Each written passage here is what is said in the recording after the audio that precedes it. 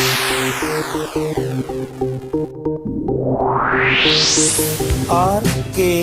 स्वागत है दोस्तों आपका एक बार फिर से हमारे YouTube चैनल RKB कैंफी वीडियोस में। यदि आपको हमारी वीडियो पसंद आए तो प्लीज इसे लाइक एंड शेयर करें और अगली वीडियो के लिए आप हमारे चैनल को सब्सक्राइब करें तथा बेल आइकन को दबाना न भूलें ताकि आपको हमारी अगली वीडियो सबसे पहले प्राप्त हो। यदि आपको इस वीडियो में या अन्य किसी टॉपिक में समस्या हो तो कमेंट बॉक्स में जरूर लिखें, जिससे अगली वीडियो में उसका समाधान करने की कोशिश की जा सके। इससे पहले हम आपके सामने एसीटोन की 2 वीडियो प्रस्तुत कर चुके हैं, जिनमें पहली वीडियो में हमने आपको एसीटोन या कीटोनों के बनाने की सामान्य विधियों के बारे में जानकारी दी थी और दूसरी वीडियो में हमने उसके कुछ रासायनिक गुणों को प्रस्तुत किया था। दूसरी वीडियो में हमने एसीटोन के योगात्मक गुणों को प्रदर्शित किया था। अब इस तीसरी वीडियो में हम आपके सामने एसीटोन के अन्य गुणों को प्रस्तुत करने जा रहे हैं, जिनमें सबसे पहला जो रासायनिक गुण है वो होता है ऑक्सीकरण। एसीटोन का अगर हम ऑक्सीकरण कर दें पोटेशियम डाइक्रोमेट और स्ट्रेसोफोर यानी अम्लीय पोटेशियम डाइक्रोमेट सॉल्यूशन के द्वारा, तो हमें एसिटिक अम्ल प्राप्त हो जाता है। देखिए, एसीटोन का अगर हम ऑक्सीकरण करेंगे तो एसिटिक अम्ल और अगर हम अपचयन करेंगे तो हमें एल्कोहल प्राप्त होते हैं। इनमें अंतरा परिवर्तन के लिए इन उत्प्रेरकों को आप अवश्य याद कर लें। अब यहाँ पर एक बात देखने योग्य है कि एसीटोन में यहाँ पर 3 कार्बन है जबकि यहाँ पर 2 कार्बन है। तो ये आपको पोपोफ रूल बताया गया है कि किस आधार पर ये कार्बन परमाणु की संख्या घट जाती है। तो ऑक्सीकरण मुख्यतः ऑक्सीजन का जुड़ना होता है। तो जब हम एसीटोन RCOR- के साथ ऑक्सीजन का योग करते हैं तो हमें कार्बोक्सिलिक अम्ल प्राप्त हो जाते हैं। COOH समूह युक्त यौगिक हमें प्राप्त हो जाते हैं। अब इन यौगिकों में ऑक्सीकरण करने के लिए हम विशेष अभिकारकों का प्रयोग करते हैं। यहाँ पर एसीटोन का ऑक्सीकरण करने के लिए हमें परबल ऑक्सीकारकों की आवश्यकता होती है। परबल ऑक्सीकारकों में आप सांद्र HNO3 ले सकते हो, अम्लीय पोटेशियम डाइक्रोमेट ले सकते हो, अक्सारीय पोटेशियम डाइक्रोमेट ले सकते हैं। लेकिन ब्रोमीन जल, फेलिंग विलियन जो होता है आपका, और एक होता है आपका टोलन अभिकर्मक, ये सब इसके साथ अभिक्रिया नहीं करते। ये तीनों दुर्बल ऑक्सीकारक होने के कारण कीटोन को कार्बोक्सिलिक अम्लों में ऑक्सीकृत नहीं कर पाते हैं, इसलिए हम इनका प्रयोग यहाँ पर नहीं करेंगे। इन यौगिकों के द्वारा हम एल्डिहाइड और कीटोन में अंतर भी प्रदर्शित कर सकते हैं। ये एक रासायनिक परिवर्तन, रासायनिक अंतर के रूप में प्रयुक्त किया जा सकता है। तो कार्बनिक यौगिकों में अगर हम एसीटोन का कार्बोक्सिलिक अम्लों में परिवर्तन करते हैं, परबल रासायनिक अभिकर्मकों का हमें यहाँ पर प्रयोग करना होगा। तो यहाँ देखिए RCOR- जब भी ऑक्सीकारक के द्वारा ऑक्सीकृत किए जाते हैं तो एक तो RCOOH बना देंगे। यहाँ पर केवल एक कार्बन वाला जो R है ये आया, और जो ये R' है वो CO2 और H2O के रूप में अलग हो जाता है। इन कीटोनों का जो ऑक्सीकरण होता है वो थोड़ा सा कठिन होता है और इनके द्वारा कम कार्बन परमाणुओं की संख्या युक्त कार्बोक्सिलिक अम्ल प्राप्त होते हैं। अब यहाँ एक पोपोफ रूल होता है, पोपोफ नियम होता है, जिसके द्वारा हम ये देख सकते हैं कि आपका R या फिर R' कौन सा समूह ऑक्सीकृत होगा या किस समूह का हम ऑक्सीकरण कर सकते हैं। तो पोपोफ नियम क्या है? पोपोफ नियम के अनुसार कीटोन के इन दोनों R और R' यानी एल्किल समूहों में से उस समूह का ऑक्सीकरण पहले होता है जिसमें कम कार्बन परमाणु उपस्थित होते हैं। जैसे कि यहाँ पर CH3CO CH3, अगर हम इसका ऑक्सीकरण करें तो कार्बोनिल समूह के दोनों ओर एक एक कार्बन है, एक इधर है एक ही इधर है, तो यहाँ पर ये हो जाएगा आपका CH3COOH प्लस। हमने इसको ले लिया, जो ये CH3 है ये आपका CO2 और H2O के रूप में अलग हो जाता है। परंतु यदि हम ये ले लें CH3CO CH2 CH3, इसमें कार्बोनिल समूह के एक और R आपका CH3 है और एक और है आपका CH2CH3।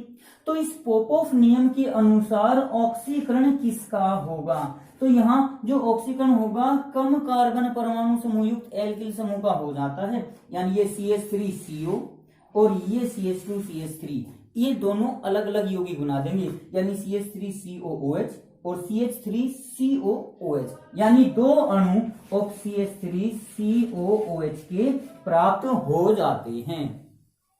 इसी प्रकार से एसीटोन जब सेलेनियम डाइऑक्साइड के द्वारा ऑक्सीकृत किया जाता है तो हमें CHO-COCH3 प्राप्त हो जाता है, यानी जो हमारा अल्फा कार्बन है उसका ऑक्सीकरण हो जाता है कार्बोनिल समूह के रूप में।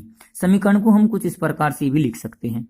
अगर कीटोनों का ऑक्सीकरण और CH2COCH3 इनका ऑक्सीकरण कर दिया जाए सेलेनियम डाइऑक्साइड के द्वारा, तो ये एक विशेष प्रकार का ऑक्सीकारक होता है।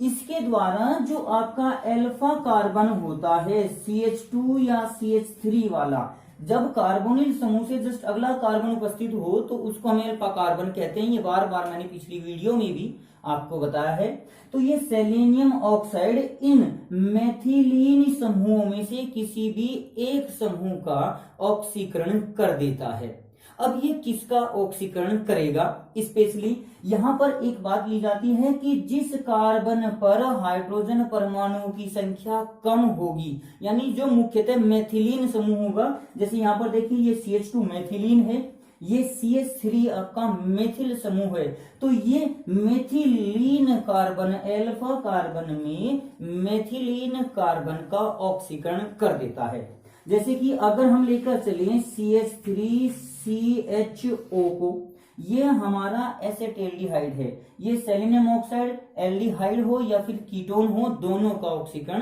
कर देता है। तो इसमें CHO के बाद चूंकि केवल एक ही अल्फा कार्बन है तो ये इसका ऑक्सीकरण कर देगा, लेकिन कीटोन में CH3COCH3 दोनों के दोनों CH3 समूह हैं, तो ये इन दोनों में से इसका या एक को समूह को ले लें, दोनों समान समूह है, CH3 समूह है, तो जब इसका ऑक्सीकरण किया जाएगा तो ये बना देगा आपका CH3CO और CHO। यहाँ पर CH2H के रूप में अगर इसको लेकर चलें तो CHO के रूप में इस समूह का ऑक्सीकरण कर देता है। प्लस में आप यहाँ पर SeO2 एज ए कैटलिस्ट उत्प्रेरक की तरह इसको लिख सकते हैं।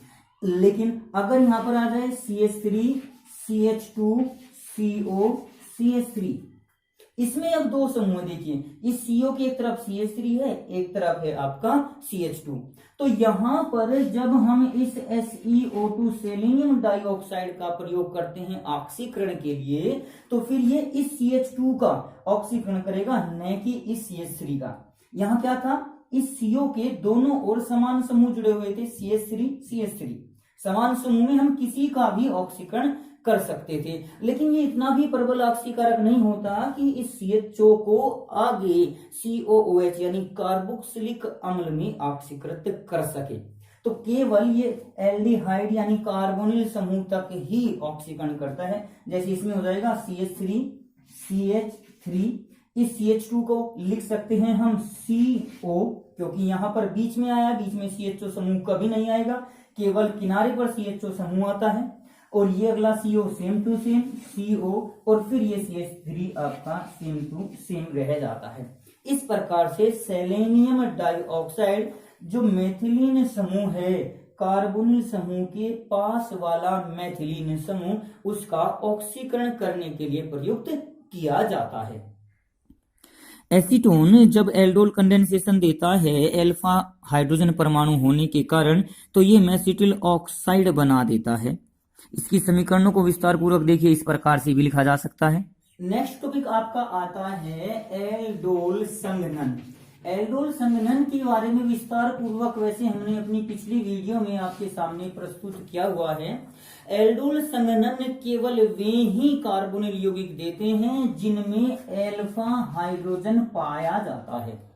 अब चूंकि CH3COCH3 यानी एसीटोन में यहाँ पर ये भी अल्फा कार्बन है, ये भी अल्फा कार्बन है, तो अल्फा हाइड्रोजन इसमें उपस्थित होते हैं। इस कारण यह है अल्फा हाइड्रोजन होने के कारण एल्डोल संघनन जरूर देता है। और एल्डोल संघनन में कोई भी अक्षार उपस्थित होता है, जैसे कि तनु NaOH की उपस्थिति में एसीटोन के दो अणु आपस में संघनित होकर आपस में संयोजित होकर यौगिक का निर्माण कर देते हैं।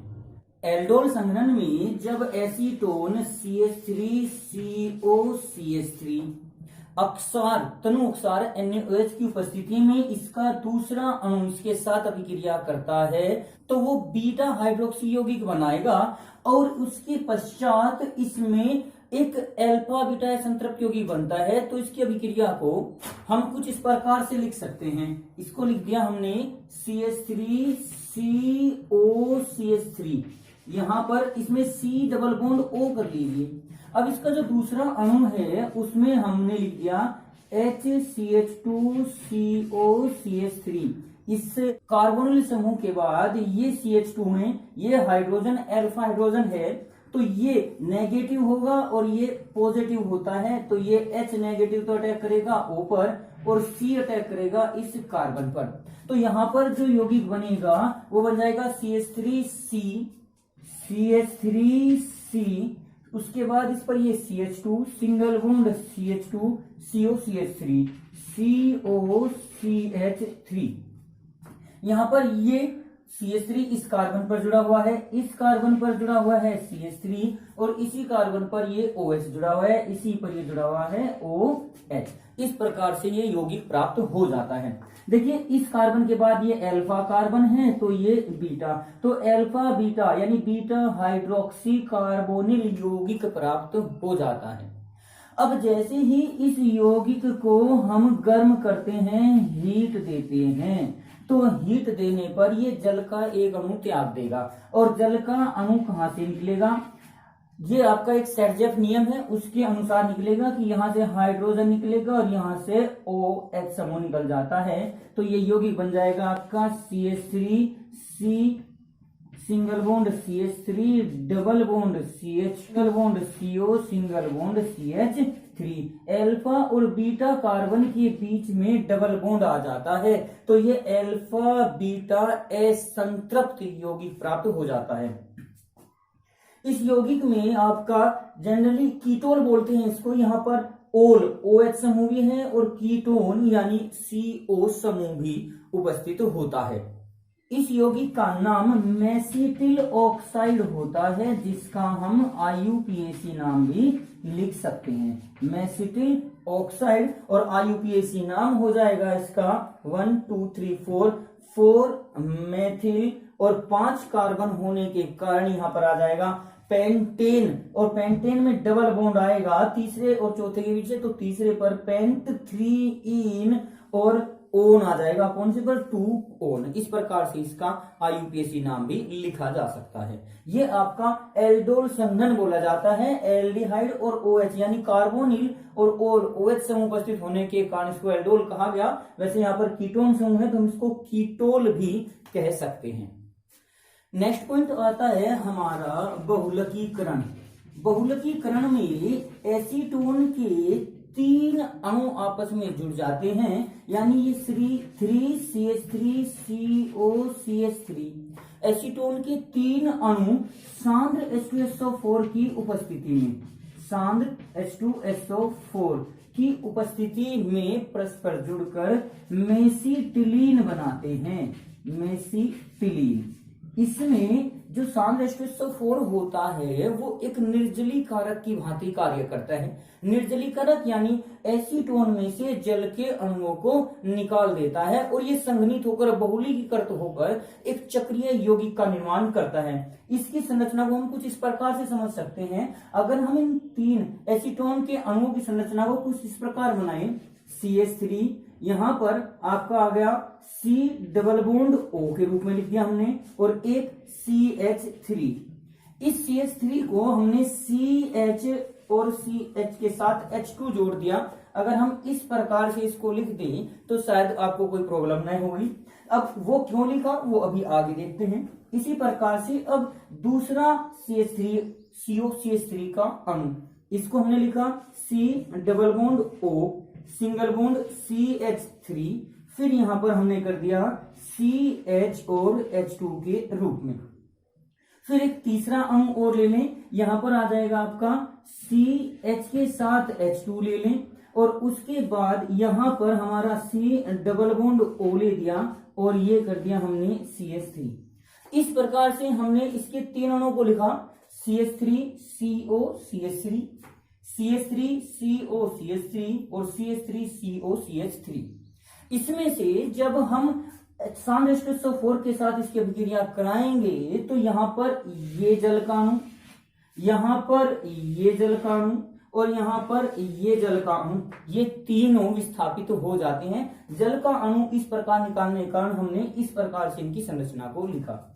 तो यहां पर जो चक्रीय यौगिक बनेगा वो देखना, C double bond CH single bond C double bond CH single bond C double bond CH, यानी एक प्रकार से बेंजीन रिंग बन जाती है, जिसको कि हम इस प्रकार से लिख सकते हैं बेंजीन रिंग के रूप में। डायरेक्ट बना दीजिए, ये double bond single bond double bond single bond double bond ये। लेकिन यहाँ पर CH3 अभी बचा हुआ है, तो 3 पोजीशन पर हम इसके CH3 को लिख देंगे, ये आपका CH3 हो जाता है। तो ये संरचना जो है मेसिटिलीन की होती है। इसमें आप यहाँ पर बेंजीन रिंग में जैसे गोल घेरा बना देते हैं, वृत्त का निर्माण कर देते हैं, तो यहां भी हम मेसिटिलीन में वृत्त का निर्माण कर सकते हैं। तो एसीटोन SN4 की उपस्थिति में बहुलकीकृत होकर मेसिटिलीन बनाता है। ये रिएक्शन 1 नंबर में पूछ ली जाती है, क्या होता है जब में, वहां पर ये पूछा जाता है कि क्या होता है जब एसीटोन SN4 के साथ क्रिया करता है। देखिए यहाँ पर ये फर्क है, वे पूछते हैं कि SN4 के साथ, लेकिन इस अभिक्रिया में जो SN4 है वो केवल एक उत्प्रेरक की भांति कार्य करता है, निर्जलीकारक की भांति कार्य करता है। तो यहां पर यही आप अभिक्रिया लिखेंगे SN4 के साथ और तनु NaOH के साथ, मैंने आपको बता दी। इसी प्रकार से कैनिजारो अभिक्रिया भी आती है, लेकिन वो उन्हीं यौगिकों के द्वारा प्रदर्शित की जाती है जिनमें अल्फा हाइड्रोजन नहीं होते। तो एसीटोन में अल्फा हाइड्रोजन होने के कारण ये कैनिजारो अभिक्रिया को प्रदर्शित नहीं करेगा। नेक्स्ट हमारी अभिक्रिया आती है कि एसीटोन की क्लोरोफॉर्म CHCl3 के साथ अभिक्रिया। तो ये अभिक्रिया एक योगात्मक अभिक्रिया होती है।